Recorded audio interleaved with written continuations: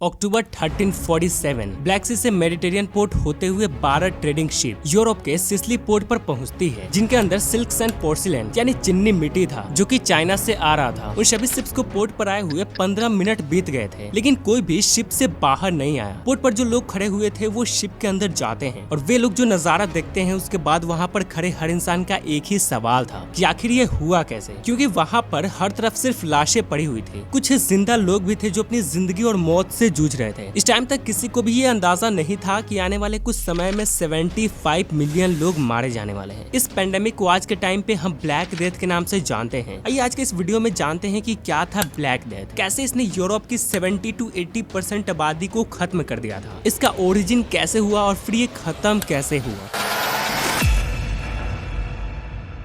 Okay, सबसे पहले हम जान लेते हैं कि आखिर ब्लैक डेथ था क्या और इसका ओरिजिन कैसे हुआ। तो देखो, अगर मैं आपको एकदम सिंपल वर्ड में समझाऊं तो ब्लैक डेथ करीब 14th सेंचुरी में यूरोप, एशिया और नॉर्थ अफ्रीका में फैली एक बीमारी थी जिसको बुबोनिक प्लेग भी कहा जाता है। इस बीमारी का कारण था एक खौफनाक सा बैक्टीरिया जिसे यर्सिनिया पेस्टिस कहते हैं। यर्सिनिया पेस्टिस का ये नाम अलेक्जेंडर यर्सिन के नाम पे रखा गया है। अलेक्जेंडर यर्सिन एक स्विस फ्रेंच फिजिशियन और बैक्टीरियोलॉजिस्ट थे जिन्होंने 1894 में बुबोनिक प्लेग के कॉजेटिव पैथोजेन को पहचानने में सक्सेस पाई थी। इसी वजह से इस बैक्टीरिया का नाम यर्सिनिया पेस्टिस रखा गया। ये बीमारी जिनको भी होती थी उनको पूरे बॉडी में दर्द होने लगता था और इसकी वजह से उनके बॉडी पर काले दाग पड़ जाते थे। इसी वजह से इस बीमारी को ब्लैक डेथ नाम दिया गया। एंड ये बीमारी भी कोरोना वायरस की तरह कॉन्टेजियस था। मतलब अगर किसी एक बंदे को बुबोनिक प्लेग हो रखा है और कोई दूसरा बंदा उसके कांटेक्ट में आया तो उसको भी हो जाता था। इस बीमारी की फैटेलिटी रेट इतनी ज्यादा थी कि उस समय यूरोप में करीब 75 मिलियन लोग मारे गए थे। कहा जाता है कि यूरोप की करीब आधी आबादी खत्म हो गई थी। उस समय आज की तुलना में लोगों के पास इतने मॉडर्न ट्रीटमेंट नहीं थे, बट फिर भी यूरोपियन लोगों ने इस बीमारी को मात दिया। बट वो कैसे, इसके बारे में हम आगे बात करेंगे। बट उससे पहले ये जान लेते हैं कि आखिर इसका ओरिजिन हुआ कैसे। तो इसके ओरिजिन को लेकर बहुत सारे थ्योरीज है, जैसे कि एक फेमस थ्योरी है क्रीमिया हाइपोथेसिस। इस थ्योरी के अकॉर्डिंग 1340s में ये बीमारी क्रीमिया पेनिसुला, जिसे आज के टाइम में क्रीमिया कहते हैं, वहाँ से शुरू हुई थी। उसके बाद ये ब्लैक सी से यूरोप पहुंची। कुछ स्कॉलर्स ये कहते हैं कि मंगोल्स यूरोप को इन्वेड करना चाहते थे और इसलिए उन्होंने जानबूझकर मरे हुए इन्फेक्टेड लाशों को बंदरगाहों पे हमले के लिए इस्तेमाल किया, मतलब एज अ बायोलॉजिकल वेपन। उन्होंने सोचा कि इससे शहर के लोग बीमारी से मर जाएंगे और शहर आसानी से फतेह हो जाएंगे, मतलब वो जीत जाएंगे। वैसे जब इनिशियल डेज में इस वायरस का फाइलोजेनेटिक स्टडी किया गया तो पता चला कि ये वायरस 2000 साल पहले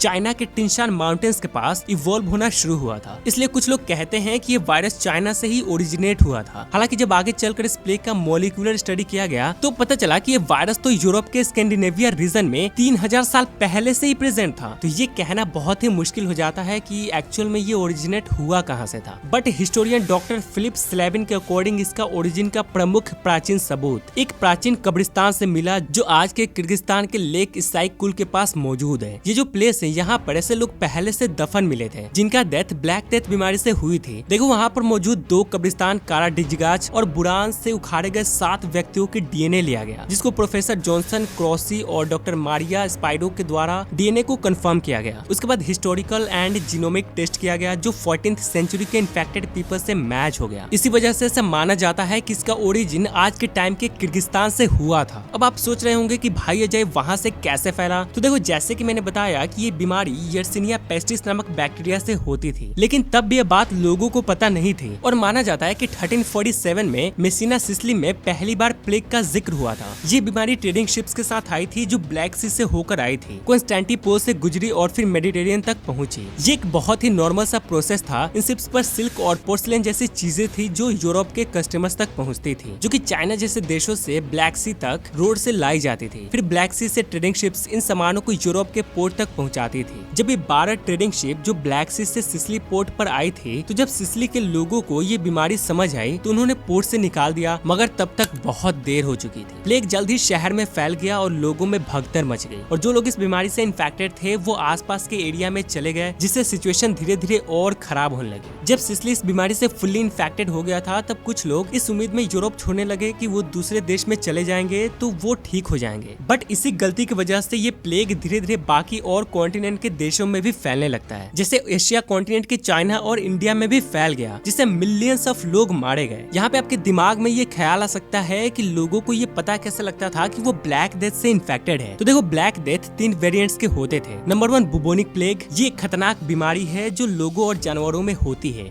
ये भी यर्सिनिया पेस्टिस के कारण होती है। जब कोई इंसान इस बैक्टीरिया से इन्फेक्टेड होता है तो उसको बुखार, थकान, घबराहट और बॉडी पेन जैसे सिम्टम्स दिखते थे। इस बीमारी का नाम बुबोनिक इसलिए है क्योंकि इसके सिम्टम में बॉडी में सूजन होती है, जो कि बुबो के नाम से जाना जाता है। ये सूजन ज्यादातर लिम्फ नोड्स यानी कि ब्रेन शेप्ड ग्लैंड्स में होती है। ये जो बुबोनिक प्लेग था, ये एक अंग से दूसरे अंग तक बहुत तेजी से फैलता था। मतलब जैसे ये पहले पैर में हुआ, फिर दूसरे पैर में, फिर अगर आपने अपने हाथ से अपने पैर को छुआ तो ये आपके हाथों में भी हो जाएगा और ऐसे करके पूरे बॉडी में फैल जाता था। बुबोनिक प्लेग यूजुअली चूहे और उनके काटने से होता है, इसलिए इस बीमारी से बचने के लिए चूहों से बचने की कोशिश और साफ सफाई की जरूरत होती है। और यूरोप में 1347 में हर तरफ गंदगी ही गंदगी हुआ करते थे। इसी वजह से वहाँ पर ये प्लेग बहुत तेजी से स्प्रेड हुआ। सेकंड है न्यूमोनिक प्लेग। ये भी यर्सिनिया पेस्टिस के कारण ही होता था और ये लंग्स में अटैक करके लंग्स को इन्फेक्ट कर देता था। इसके सिम्टम्स में बुखार, सिरदर्द, सांस लेने में तकलीफ, सीने में दर्द और खासकर खांसी शामिल होता है। थर्ड है septicaemic plague and as you guess ये भी यर्सिनिया पेस्टिस बैक्टीरिया के चलते ही होता है। एंड ये तब होता है जब कीड़े वगैरह काटते हैं। एंड इसके वजह से जो सिम्टम्स देखने मिलते हैं वो है पेट में दर्द, स्किन के नीचे ब्लीडिंग, पेट का खराब होना, बुखार और बॉडी पार्ट्स का कमजोर होना। कभी कभी ये बीमारी बिना कोई ऐसी सिम्टम दिखाए ही मौत का कारण बन जाती थी। तो हम ये कह सकते हैं कि प्लेग का ये वेरिएंट पिछले दोनों वेरिएंट से ज्यादा डेंजरस हुआ करता था। अब देखो, ये जो मैंने आपको तीनों वेरिएंट्स के बारे में बताया, इनमें से सबसे ज्यादा मौत बुबोनिक प्लेग से हुआ था और जिनको ये इन्फेक्ट करता था वे लोग मिनिमम 3 दिन में ही मर जाते थे। बट ब्लैक डेथ में ऐसा क्या था कि लोग सिर्फ 3 दिन में ही मर जाते थे? तो देखो, ये जो प्लेग था ये इंसानों के लिम्फेटिक सिस्टम पर अटैक करता था और उस टाइम पे ऐसी कोई भी मेडिसिन नहीं हुआ करती थी जो इसको ठीक कर सके। तो होता क्या था कि धीरे धीरे ये प्लेग इंसानों के लिम्फ नोड्स फुलाने लगता था और इन्फेक्शन ब्लड और लंग्स में भी फैल जाता था और इस तरह इन्फेक्टेड होने के बस 3 दिन बाद ही लोग मर जाते थे। यहाँ पर मैं आपको एक चीज एड्रेस करना चाहता हूँ कि किसी भी बीमारी को पेंडेमिक तब घोषित किया जाता है जब उसका इफेक्ट एक पर्टिकुलर एरिया में न रहकर पूरे वर्ल्ड में देखने मिलने लगती है। जैसे रिसेंटली हमने कोरोना के केस में देखा, वो भी एक पेंडेमिक ही था एंड ये ब्लैक डेथ भी एक पेंडेमिक ही था। लेकिन जब हम स्पेसिफिकली यूरोप के बारे में बोलेंगे तो उसे एपिडेमिक कहेंगे और एस्टिमेट किया जाता है कि पूरी दुनिया में करीब 200 मिलियन लोग इस बीमारी से मारे गए थे। वैसे आप जब भी ब्लैक डेथ पेंडेमिक का नाम सुनते हो, आपके दिमाग में सबसे पहले ऐसे इमेजेस आते हैं जिसमें इंसान ऐसे अजीबोगरीब ड्रेस पहने हुए होते हैं। तो असल में ये ड्रेस उसी टाइम पे डॉक्टर्स पहनते थे और ऐसा ही ड्रेस क्यों पहनते थे, इसके पीछे भी काफी इंटरेस्टिंग स्टोरी है। दरअसल इस चोंच वाले ड्रेस का फुल क्रेडिट चार्ल्स डी लॉर्मी को दिया जाता है। उन्होंने एक ऐसे कोट का जिक्र किया था जिसके अंदर अच्छी सी खुशबू है। इसमें शामिल था एक कोट, झूलते हुए पजामा जो बॉटम से जुड़ा होता था, एक अंदर डाली हुई शर्ट और एक टोपी और दस्ताने जो बकरी के चमड़े से बने होते थे। तो इसी ड्रेस को ये प्लेग डॉक्टर पहनकर घूमते थे एंड साथ में एक छड़ी भी रखते थे जिससे वो लोगों को छू सकते थे या अपने आप को बचा सकते थे। उनके सिर्फ सिर के लिबास का हिस्सा अपने आप में ही अनोखा था और इसी ड्रेस को प्लेग डॉक्टर्स पूरे यूरोप में पहनते थे। बट यहाँ पे बात आती है कि डॉक्टर्स ने एग्जैक्टली ऐसी ही अजीब सी ड्रेस क्यों चुनी और उनको आखिर ये बचाता कैसे था। तो इसके पीछे की थ्योरी थोड़ा बहुत ही अजीब है। देखो, प्लेग एक खतरनाक बीमारी थी एंड उस समय पे डॉक्टर्स को किसी भी प्रकार के जर्म थ्योरी के बारे में पता नहीं थी कि ये किस प्रकार फैलती है। इसलिए डॉक्टर्स ने बस ऐसे ही मान लिया था कि ये बीमारी पॉइजनस एयर से फैलता है। इसलिए वो इस ड्रेस को पहनते थे जिसके चोंच में 2 होल होते थे और उस होल में वे लोग मिंट वगैरह यूज करते थे ताकि एयर प्यूरिफाई होकर उनके नाक तक जाए और उनको ये बीमारी ना हो। बट इसके अलावा एक दूसरा एस्पेक्ट भी था और वो था अंधविश्वास। एक्चुअली लोगों या डॉक्टर्स का मानना था कि ये बीमारी आत्माओं या नेगेटिव इफेक्ट्स के कारण होती है और उनका मानना था कि इस ड्रेस का चोंच वाला हिस्सा स्पिरिट को बॉडी में घुसने से रोकता है एंड अगर किसी को हो रखा है तो ये लोगों को डराएगा और उन आत्माओं को दूर भगाएगा। इससे लोगों को लगने लगा कि जो चिड़िया के चोंच वाला फेस मास्क है उन्हें प्लेग जैसे खतरनाक बीमारी से बचा सकती है। बट ऑफ कोर्स ऐसा कुछ नहीं था, ये जस्ट एक सुपरस्टिशन था। आइए अब जान लेते हैं कि आखिर इस ब्लैक डेथ का एंड कैसे हुआ एंड क्या अभी भी इससे टाइप के कोई प्लेग एग्जिस्ट करती भी है या फिर ये कम्प्लीटली खत्म हो चुका है। देखो, जो उस टाइम के लोग थे अब वो धीरे धीरे जागरूक होना शुरू हो गए थे। वो अपने घरों में सफाई रखने लगे थे। कुछ शहरों ने अपने स्ट्रक्चर में सुधार किया, जैसे कि गलियों को साफ किया, बीमारियों से बचने के लिए अलग अलग डिपार्टमेंट्स बनाई, सफाई से रिलेटेड कई सारे इंप्रूवमेंट्स किए। लोग खुद को क्वारंटाइन करने लगे, पहले की तरह भगदड़ नहीं मचा रहे थे। मतलब वो अब दूसरे देश या जगहों पर नहीं जा रहे थे ताकि ये बीमारी कहीं और ना फैले। एंड इवन लोग ज्यादा आबादी वाले जगहों को छोड़कर अलग अलग जगहों में रहने लगे थे। अब ऐसा नहीं है कि ये सब करने के बाद ये प्लेग कम्प्लीटली डिसअपियर ही हो गया, ऐसा नहीं है। इनफैक्ट इसने दूसरी बार भी हिट किया और जब दूसरी बार ये महामारी आया था तब हिस्टोरियन जेफरी पार्कर के अकॉर्डिंग 1628 से 1631 के महामारी में फ्रांस फ्रांस ने अकेले लगभग 1 करोड़ लोगों को प्लेग से खो दिया। 17वीं सेंचुरी के शुरू में इटाली में लगभग 1.7 करोड़ लोगों की जान गई थी इसी महामारी के चलते। फिर 17वीं सेंचुरी में स्पेन में प्लेग बहुत ज्यादा फैल गया था, इसके कारण 1.2 करोड़ से अधिक लोगों की मौत हुई। फिर 1855 से 1859 के बीच तीसरी प्लेग महामारी 19वीं सेंचुरी में चाइना में शुरू हुई, जो सभी कॉन्टिनेंट्स में फैल गई और अकेले इंडिया में 10 मिलियन लोगों की मौत हुई। फिर 1665 से 1666 में लंदन में दोबारा आया, तब इससे 1 लाख लोगों की डेथ हो गई थी, यानी शहर की 1/4 आबादी इस प्लेग से खत्म हो गई थी। इसी के बाद इसके खत्म होने का एक बहुत ही पॉपुलर मिथ फैल जाता है कि 1666 में लंदन में भीषण आग लगा था, तो लोगों का ऐसा मानना था कि उसी आग की वजह से प्लेग खत्म हो गया था। बट म्यूजियम ऑफ लंदन का कहना है कि कहने के लिए एक अच्छी स्टोरी है, बट सैडली ये सच नहीं है। आग लगने से पहले ही लोगों के मौत में गिरावट आ चुकी थी और उनका ये भी कहना है कि ऐसा नहीं है कि जब वो आग बुझ गया था तो लोग मरना बंद हो गए थे, लोग आग बुझने के बाद भी मर रहे थे। अभी आप सोच रहे होंगे कि भाई अजय, क्या ब्लैक डेथ तब भी दुनिया में एग्जिस्ट करता है?